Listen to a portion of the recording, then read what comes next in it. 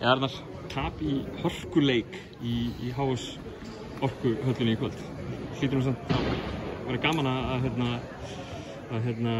vera komin í svona intensity eins og þetta í úrslitakeppnina eftir erfitt tímabil.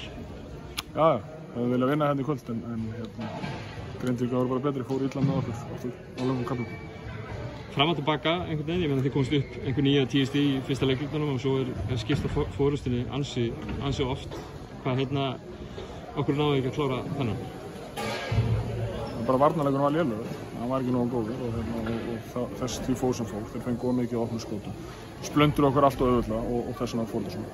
Það fór rosalega frammistöðu frá leikstjórnarþeginum Ægir Steinarsinni í þessari seríu. Er þetta eitthvað svona sem ég leggja upp með að hann sé að skora þetta 25-30 stig í leik? Ógeðslega góður í körfubolta. Það er bara þannig. Ég held að það hefur verið nokkru sinnum hérna brotið á hann og það er frá körfuna ekki dæmt, en það er svo það er. Þannig svo það er. Allir leikir unnist á heimavelli í þessari seríu. Eru heimavellir svona sterkir? Já, ég held að okkur líði ekkert svona historically vel í Grindavík, við erum að tapa mjög oft hérna. Oftar en alltaf sem ég kom búin að tapa miklu fyrir leikinn minna heldur en við höfum unnið. En ég held við höldum bara áfram að vera góður heimavellir, við vinnum á föstudaginn. Ykkur hefur liðið vel á heimavellinu.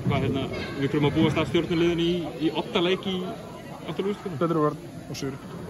Frábært, takk.